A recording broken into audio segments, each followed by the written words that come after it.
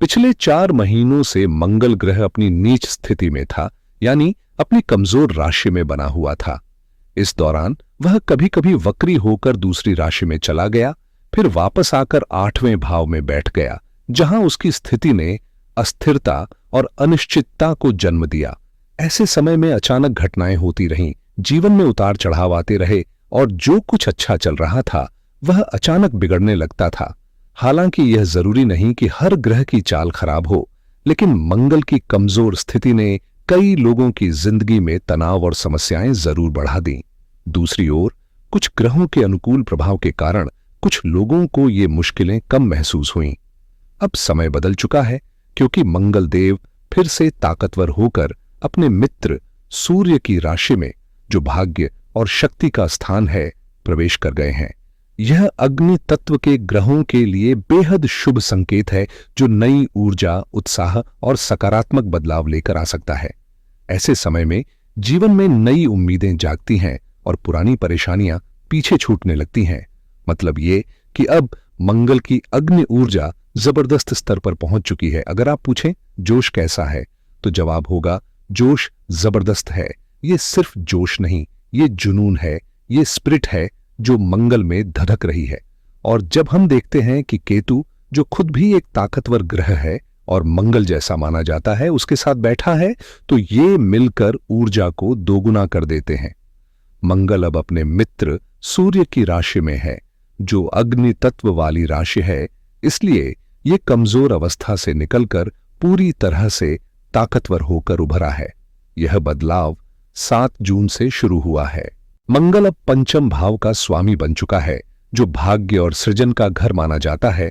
इसलिए ये आपके पिछले जन्मों के पुण्य कर्मों का फल लेकर आएगा और आपके भाग्य को ऊंचा उठाएगा। इसका मतलब साफ है कि आपका अंदर का जुनून और आपकी ऊर्जा अब उड़ान भरने के लिए तैयार है। चाहे आपका लक्ष्य पैसा हो, परिवार की खुशहाली हो या पद और प्रतिष्ठा। ये समय है अपने सपनों को बड़े पैमाने पर पूरा करने का, अपनी मंजिलों को पाने का और अपने भविष्य को नई ऊंचाइयों पर ले जाने का। जब आप इस ऊर्जा के साथ कदम बढ़ाएंगे, तो कोई रोक नहीं सकेगा आपकी उड़ान को। अगर आपका भविष्य व्यापार से जुड़ा है या आप नौकरी में हैं, तो ये सवाल बहुत मायने रखते हैं। आप अपनी उड़ान किस दिशा में ले जा रहे हैं? आपका लक्ष्य क्या है?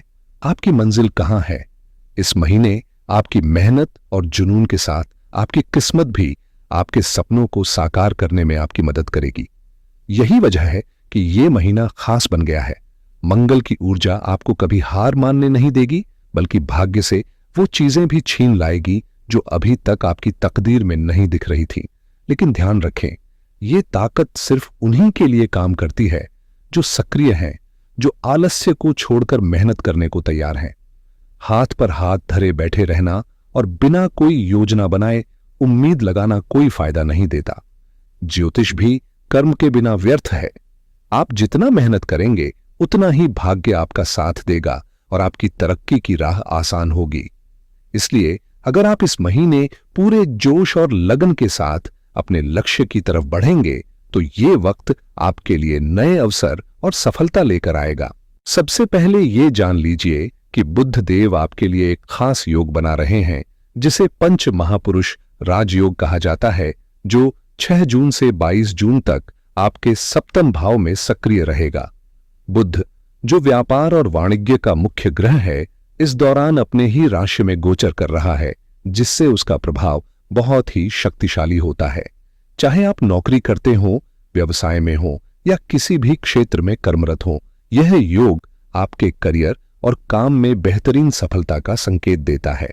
व्यापारियों के लिए यह समय विशेष रूप से शुभ साबित होगा, क्योंकि बुध की बुद्धिमत्ता और संचार क्षमता आपके फैसलों को निखारने, बातचीत में प्रभाव बढ़ाने और कार्य क्षेत्र में आपकी प्रतिष्ठा को मजबूत करने में मदद करेगी। मतलब आपकी ऊर्जा और भाग्य साथ मिलकर आपकी प्रगति को नई ऊंचाइयों पर ले जाएंगे। हालांकि ध्यान रखना होगा कि कहीं पर यह योग कुछ छोटी मोटी चुनौतियां भी ला सकता है, जो आपको सावधानी और समझदारी से काम लेने की जरूरत बताएंगे। अब बात यह है कि आपकी लग्न राशि के स्वामी गुरुदेव 12 जून से अस्त होने जा रहे हैं, यानी उनकी ऊर्जा कमजोर होने लगती है। गुरु आपकी आत्मा और शरीर का प्रतिनिधित्व करते हैं, जो आपके निर्णय लेने और कार्रवाई करने की क्षमता को प्रभावित करते हैं, जबकि मंगल आपको जोश और उत्साह देता है। असली फैसले लेने और सही दिशा में कदम बढ़ाने के लिए गुरु का मजबूत होना बेहद जरूरी है। ऐसे में जब गुरु कमजोर पड़ रहे हों तो आपको उनके उपाय करने चाहिए। आप गुरुवार के दिन घर पर भगवान सत्यनारायण की कथा का आयोजन कर सकते हैं या सुन सकते हैं। यह आपके लिए बहुत फलदायक होगा। इसके अलावा लक्ष्मी नारायण मंदिर जाकर भगवान नारायण के दर्शन करना या ओम नमो भगवते वासुदेवाय का जाप भी आपको सकारात्मक ऊर्जा देगा। साथ ही चंदन, केसर या हल्दी का तिलक लगाना भी गुरु की कमजोर होती शक्ति को संतुलित करने में मदद करेगा। ध्यान रखें, गुरु की कमजोरी से आपको अपने मार्गदर्शक या मेंटर से सही सलाह लेने में दिक्कत हो सकती है। इसलिए इन उपायों से आप इस स्थिति को संभाल सकते हैं और अपने रास्ते पर मजबूती से आगे बढ़ सकते हैं। अगर आप सही मार्गदर्शन लेने की पूरी कोशिश करते हैं, फिर भी सलाह उस तरह से काम नहीं करती या परिणाम आपकी उम्मीदों के मुताबिक नहीं मिल पाते, तो इसका कारण गुरु की कमजोरी हो सकती है, क्योंकि वह इस समय कमजोर स्थिति में है। चूंकि गुरु आपकी लग्न राशि के स्वामी हैं, इसलिए इस वक्त खास तौर पर अपने स्वास्थ्य पर ध्यान देना बहुत जरूरी है। इसलिए गुरु के प्रभाव को संतुलित करने वाले उपाय करना अनिवार्य हो जाता है। दूसरी ओर शनिदेव, जो इस महीने आपकी राशि पर ढैया की स्थिति लेकर बैठे हैं, उनका नकारात्मक असर अब पहले जैसा तेज नहीं रहेगा, क्योंकि बुध, जो कर्म और कार्य क्षेत्र का स्वामी है, पंच महापुरुष राजयोग के प्रभाव में है और बहुत शक्तिशाली स्थिति में है। इसलिए फिलहाल आपको ढैया की वजह से ज्यादा परेशान होने की जरूरत नहीं है। हालांकि गुरु की कमजोरी और शनि की दृष्टि मिलकर स्वास्थ्य संबंधी थोड़ी चिंता जरूर पैदा कर सकती है। इस पूरे महीने 1 से 30 तारीख तक हर दिन की स्थिति पर नजर डालने से पहले मैं आपसे एक छोटी सी विनती करूंगा। अगर आप हमारे दर्शक हैं तो कमेंट में जय माता दी या अपने इष्टदेव का नाम लिखकर आशीर्वाद जरूर दें। यह आपकी ऊर्जा को बढ़ाएगा और इस यात्रा को और भी शुभ बनाएगा। इसका सबसे बड़ा फायदा यह होगा कि जिन शुभ भविष्यवाणियों को हमने आपके लिए साझा किया है, वे साकार होने का रास्ता साफ करेंगे, लेकिन इसके लिए आपकी भी आंतरिक श्रद्धा और प्रार्थना जरूरी है। इसलिए अपने इष्टदेव या जय माता रानी का उत्साहपूर्ण जयकारा लगाना न भूलें, क्योंकि आपकी ऊर्जा और विश्वास इन सकारात्मक बदलावों को वास्तविकता में बदलने में अहम भूमिका निभाएंगे। अगर बात करें व्यापार की, तो खासकर रिटेल सेक्टर के लिए यह समय बेहद अनुकूल है। शायद आने वाले दिनों में इससे बेहतर अवसर मिलना मुश्किल होगा, खासकर 6 जून से 22 जून के बीच। वहीं नौकरी पेशा लोगों के लिए भी ये वक्त नए अवसरों और पदोन्नति के योग्य लेकर आया है, जहां बुधदेव आपकी मेहनत को रंग दे सकते हैं और जो भी जिम्मेदारी आपको मिली है उसमें सफलता के दरवाजे खुल सकते हैं। लेकिन साथ ही नौकरी में कुछ बदलाव भी संभव हैं, जैसे बॉस का बदलना, कार्यस्थल का परिवर्तित होना या नया माहौल मिलना। ऐसे बदलावों को सकारात्मक नजरिए से देखें, क्योंकि वे आपको नए अनुभव और विकास के अवसर देंगे। इस समय नौकरी बदलने की संभावना बनी हुई है, यानी अगर आप नया अवसर खोज रहे हैं तो ये समय अनुकूल हो सकता है, लेकिन जो भी काम या जिम्मेदारी आपको मिली है उससे निश्चित तौर पर लाभ होगा। अगर आप स्पेक्युलेटिव बिजनेस या जोखिम लेकर पैसा कमाने वाले क्षेत्र में हैं, तो अपनी जल्दबाजी और आवेग पर नियंत्रण रखना बहुत जरूरी है, क्योंकि गुरुदेव 12 जून से अस्त हो रहे हैं और इस वजह से आपके मार्गदर्शकों या सलाहकारों की सलाह उस समय पूरी तरह कारगर न हो सके। पैसिव इनकम के अवसर भी आपके पक्ष में हैं।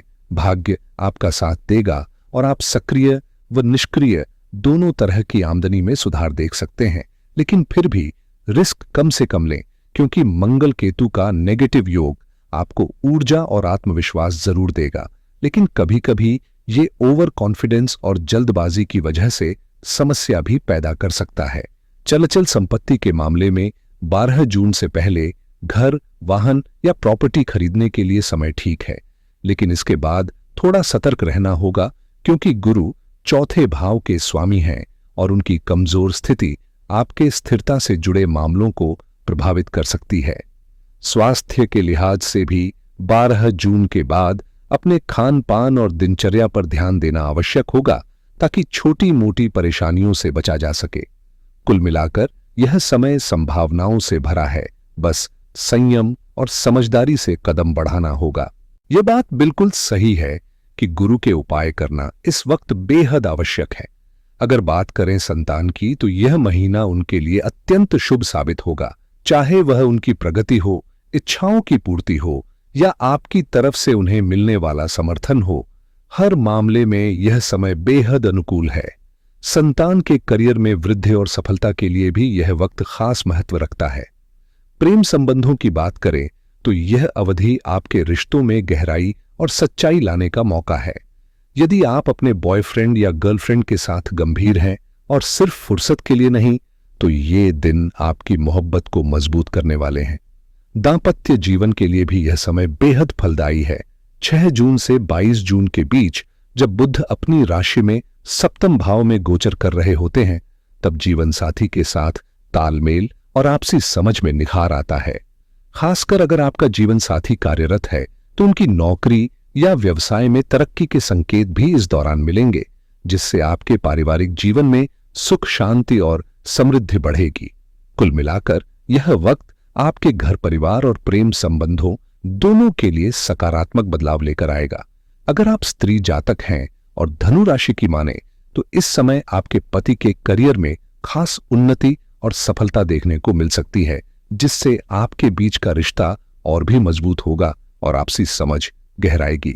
छात्रों के लिए भी यह वक्त बेहद उत्साहजनक है।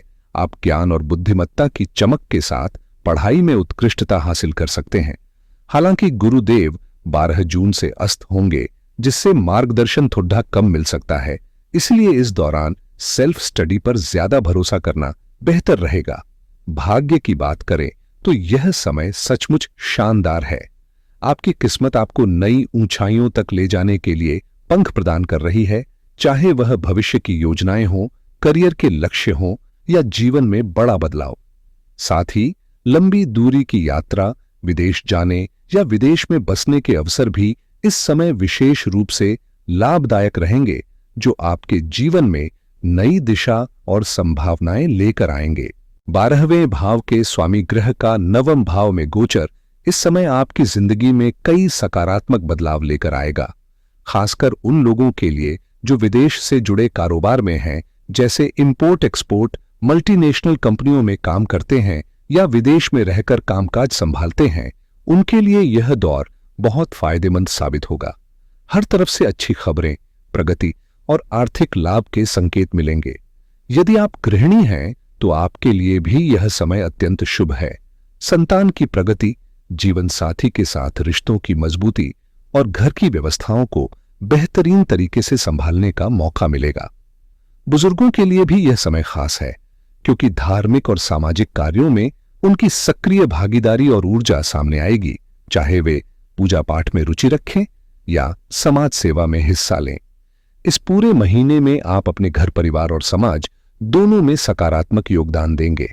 हालांकि इस अवधि में एक दिन ऐसा भी है जो कुछ मामलों में अनुकूल नहीं माना जाता, लेकिन कुल मिलाकर यह महीना आपके लिए फलदायक और उमंग भरा रहेगा। इस महीने में थोड़ा सावधानी बरतने की जरूरत है, क्योंकि कुछ नुकसान की संभावना बनी रहेगी। शुरुआत के 2-3 दिन यानी 2 से 3 तारीख तक भाग्य आपका साथ देगा और आप अच्छा महसूस करेंगे। 4, 5 और 6 तारीख को भी स्थिति अनुकूल रहेगी, जिससे आपको सम्मान या पहचान मिल सकती है। 7 और 8 तारीख को आपकी इच्छाएं पूरी होने के सकारात्मक योग बनेंगे। इसलिए 2 से 8 तारीख तक का वक्त बेहद शुभ रहेगा, लेकिन 9, 10 और 11 तारीख को सतर्क रहना होगा, क्योंकि ये दिन चुनौतियों और हानियों के संकेत देते हैं। 12 और 13 तारीख को यदि आप कोई नया प्रयास करते हैं तो आपको खास लाभ मिलने की संभावना है। 14 और 15 तारीख को आर्थिक फायदा हो सकता है, लेकिन साथ ही कुछ चिंता भी बनी रहेगी। 16 से 18 तारीख तक आपकी मेहनत रंग लाएगी और बड़ी सफलता मिल सकती है। साथ ही यात्रा भी लाभप्रद रहेगी। 19 और 20 तारीख को मानसिक तनाव और परेशानी हो सकती है, इसलिए इस दौरान नए कार्य शुरू करने से बचें।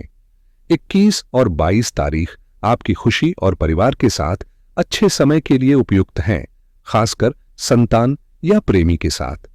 अंत में 23 और 24 तारीख प्रतियोगी परीक्षाओं या प्रतिस्पर्धात्मक क्षेत्रों में उत्कृष्टता पाने के लिए अत्यंत फलदायक है। कुल मिलाकर यह महीना आपके लिए उत्साह और चुनौतियों दोनों लेकर आएगा, इसलिए समझदारी से कदम बढ़ाएं।